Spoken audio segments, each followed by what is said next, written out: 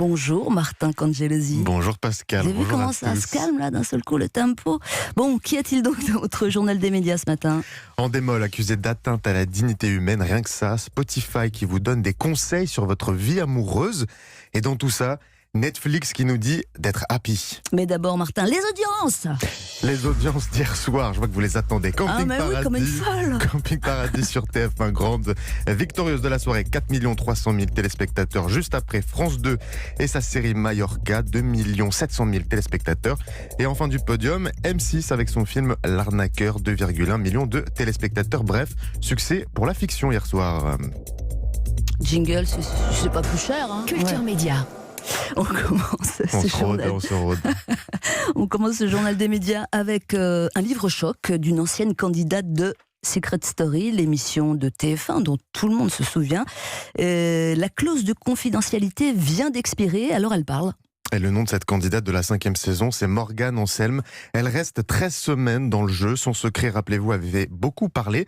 Mon père s'appelle Brigitte. À l'époque, l'étudiante a un message à faire passer. On peut avoir eu une enfance heureuse, même avec un papa transsexuel. Morgane qui vient avec de bonnes intentions, mais qui va découvrir les affres de la télé-réalité. Et voilà ce qu'on lit dans son livre. Endemol fait tout pour que ces jeunes recrues soient sans cesse à fleur de peau et que la moindre étincelle se transforme en clash. Par exemple, la production ne met pas assez de nourriture pour tout le monde dans le frigo. Il faut se battre pour manger, tout simplement. Pareil pour les cigarettes, elles sont rationnées certains jours. Pareil pour les draps, changez qu'une fois en 3 mois et pas pour tout le monde.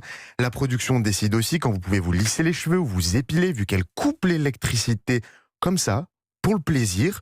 Vous voulez sinon savoir s'il est plutôt 15h ou plutôt 19h? Sachez que l'horloge du four est constamment déréglée. Des exemples comme ceci, il y en a des dizaines. Mis bout à bout, on découvre un enfer psychologique. Vous avez même pire, Martin. Même l'accès à un médecin est contrôlé par Endemol. À la 10e semaine, Morgane se plaint de maux de ventre et surtout de plaques rouges au niveau de l'entrejambe. Il en va ici de son intimité de femme, mais voilà ce qu'on lui répond. Le producteur me répond « Ah non mais tu sais, nous si on doit faire venir le médecin, honnêtement, on doit couper les caméras, les micros, ça nous fait du temps d'image en moins, donc c'est pas pratique. Donc si tu nous dis pas ce que t'as, on peut pas savoir si ça vaut le coup de l'appeler ou pas. » Et là, il me dit ah non, mais oui, mais c'est une petite gastro, non, mais on va pas appeler le médecin pour ça, en fait, c'est pas la peine. Donc, écoute, je vais te le passer au téléphone, tu vas décrocher le combiné parce qu'il y a un téléphone fixe dans le confessionnal qui est contrôlé par la production. Et puis, je lui dis non, mais en fait, moi, je veux le voir en personne, je veux qu'il m'ausculte. Et là, il était malin quand même, il me dit pourquoi, il y a autre chose. Morgane participe à Secret Story en 2011. Ce n'est pas anodin. Pendant le tournage de l'émission, un candidat d'une ancienne saison, prénommé FX, se suicide. Endemol est accusé par la mère de FX d'avoir accentué le mal-être de son fils. Pourtant, cette année-là, écoutez, rien ne change. C'était une forme de douleur que j'avais jamais encore ressentie quand je me suis dit ces gens-là n'ont aucune compassion pour nous et ils s'en fichent qu'on vive ou qu'on meure. Ça leur fait ni chaud ni froid puisqu'ils ont eu sous les yeux un suicide d'ancien candidat.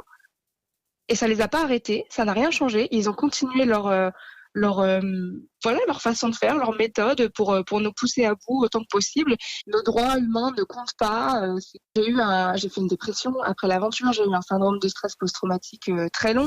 Alors y a-t-il atteinte à la dignité humaine? Voilà ce qu'écrit en tout cas Morgane dans son livre. On lui a demandé alors pourquoi elle ne poursuivait pas Endemol. Il a eu des plaintes contre Endemol, mais ça n'a jamais abouti parce qu'à chaque fois, il se débrouille pour faire peur aux gens, pour faire traîner. Et puis finalement, c'est des accords amiables où on paye les gens pour qu'ils retirent leurs plaintes. Et puis c'est le problème quand on a en face de soi un ennemi qui a des moyens illimités comme ça, quoi. TF1 et Endemol, nous les avons contactés. Silence radio. Autre chose, avec Spotify qui lance un nouveau podcast et vous avez pu l'écouter avant tout le monde. Ce podcast, c'est l'histoire de Sarah. Sarah, et c'est un peu comme Siri sur votre iPhone ou Alexa sur votre enceinte achetée sur Amazon. Mais Sarah, c'est bien plus Pascal que de l'intelligence artificielle.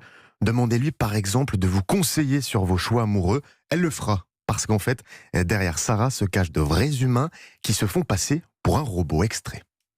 Donc tous ces gens-là, ce sont des... Affirmatif, ce sont tous des Sarah, 24 heures sur 24. D'accord, mais comment tout ça fonctionne? Entre nous, je suis même pas sûr que quelqu'un le sache.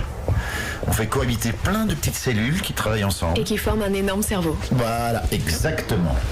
Ça sort ce matin. Vous aurez reconnu la voix de l'acteur Stéphane de Groot. Et chez Spotify, on aime décidément beaucoup les Belges, puisque dans Sarah, il y a aussi Virginie Efira. Et avec cette nouvelle offre podcast, Spotify veut prouver que ce n'est pas juste une plateforme sans âme. Et une plateforme engagée. Il y a par exemple eu le lancement ces derniers jours de Coming Out. C'est l'histoire de garçons qui racontent le jour où ils ont dit à leurs proches qu'ils aimaient d'autres garçons, ou des filles qui tombent amoureux de filles.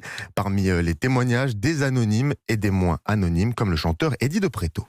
On se retrouve face à un mur comme si, il faut le dire, je suis gay, tu vois, alors que ça devrait pas être un souci, ça devrait pas être annoncé sur comment tu couches avec qui tu couches, qui tu aimes. Bref, vous l'aurez compris, Spotify veut marquer sa différence avec Apple Music, avec Deezer. Désormais, Spotify, ce n'est pas que de la musique et des playlists, c'est de l'audio au sens large. Et on finit avec Netflix, qui renforce son offre documentaire. Et pas avec n'importe qui, avec Pharrell Williams. Rien que ça, ce sera en fait un mélange de documentaire et de télé-réalité. On y verra le chanteur retourner dans sa ville d'origine. Lui et son oncle c'est un évêque de la paroisse locale, devront trouver des talents pour monter une chorale gospel. On nous promet, Pascal, du feel good, du positif. Martin Cangelosi, merci beaucoup.